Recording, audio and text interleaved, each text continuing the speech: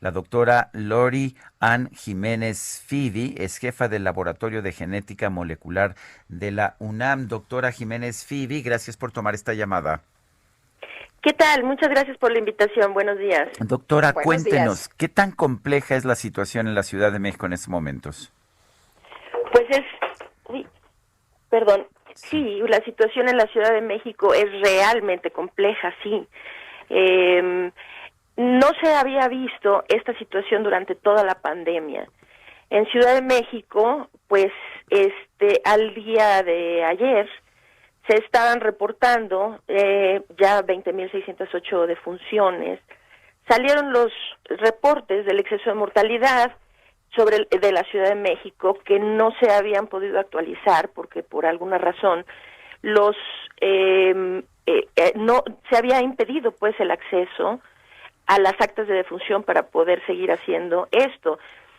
El reporte final o más reciente pues que hacen Mario Romero Zavala y Lori Ann Spiegel en la revista de Nexos nos está hablando de que el exceso acumulado de mortalidad en la Ciudad de México rebasa el 97%. Quiere decir que mientras que se está reportando 20.600 defunciones, en realidad en la Ciudad de México han muerto más de 51,000 personas.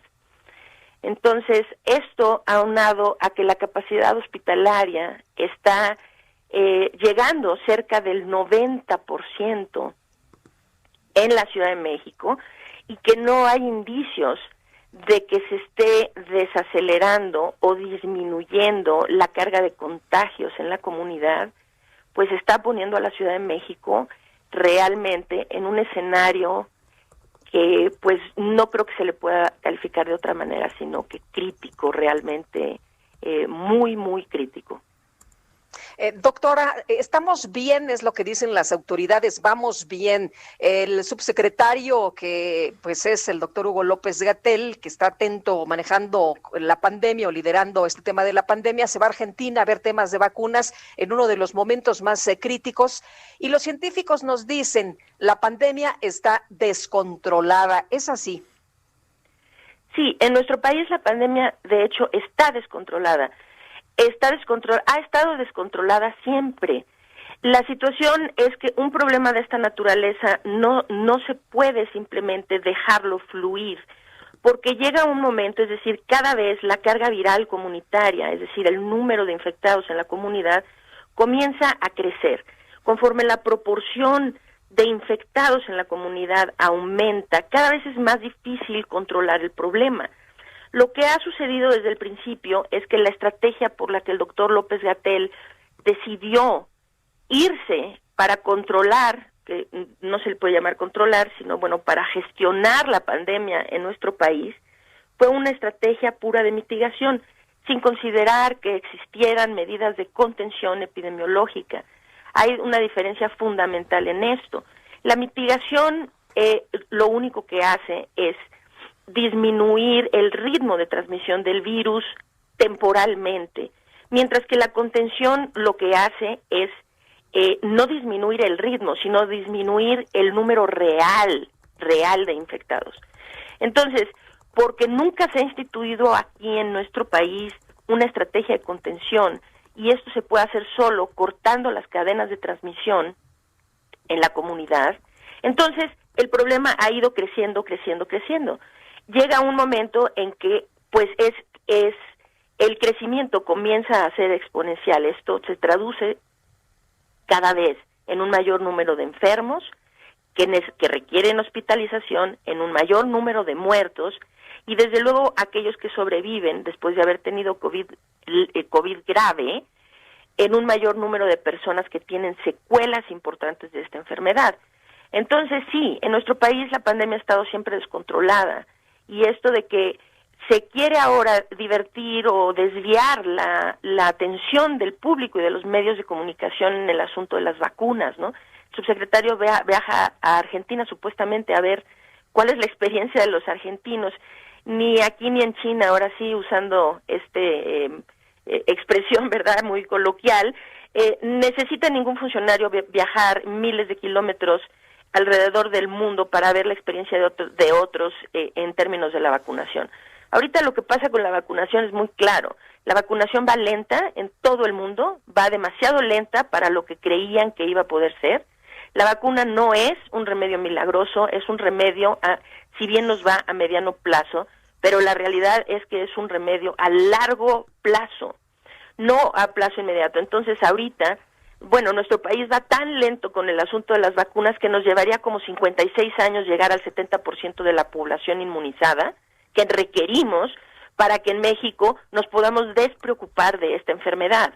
Entonces, pues sí, se va en el peor momento, no sé, esto más que ir a conocer las experiencias de los argentinos, debe tener algún otro tipo de intención. Finalmente, pues es una muestra más de irresponsabilidad, porque es decir, aquí en México, nunca había pasado esto, llevamos 3 días al hilo con las defunciones arriba de 1,000 al día, ¿sí? Estamos en 4º lugar a nivel mundial en términos de muertes, y a punto de vamos a rebasar en pocos días a la India, queriendo decir que vamos a quedar como siempre en el 1, 2, 3 de las 3 peores estrategias contra la pandemia a nivel mundial. Doctora, nos están dando un número de muertos alrededor de 130,000. Hay científicos que nos dicen, a ver, momento, no son 130,000 muertos, el asunto está mucho más grave, son alrededor de 300,000 muertos. ¿Nos están mintiendo las autoridades? ¿Nos están ocultando cifras o de plano no han sabido cómo contar?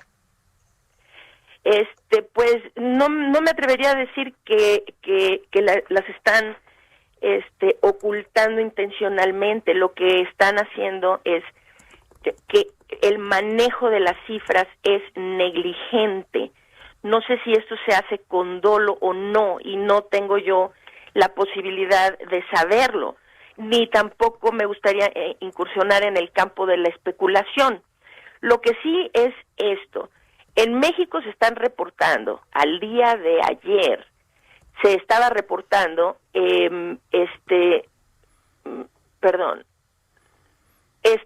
está México reportando al día de ayer 131,031 nuevas defunciones. Ahora, según los reportes de exceso de mortalidad, este número debería ser multiplicado por 2.5. Eso es más o menos el cálculo general que se tiene en cuanto al número de defunciones reales, basado desde luego en las actas de defunción, es decir, en números reales de cifras de muertos, ¿no? Eso quiere decir que lleva nuestra cifra a más de 300,000 defunciones.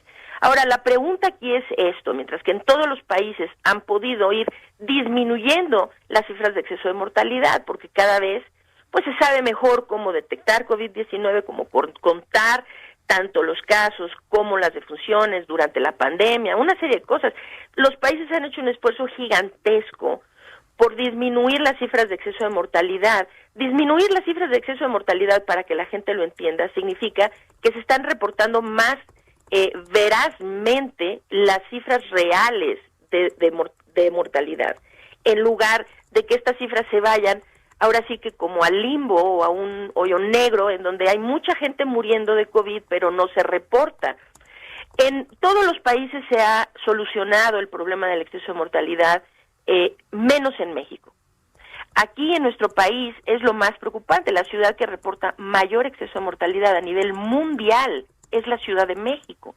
Esto por encima de Lima, Perú, de Nueva York, de Madrid, de Lombardía, de todas las ciudades que han tenido, también de ciudades en Ecuador, en donde han tenido un gran exceso de mortalidad. Todas esas ciudades han resuelto de una u otra manera este problema del exceso de mortalidad, menos México.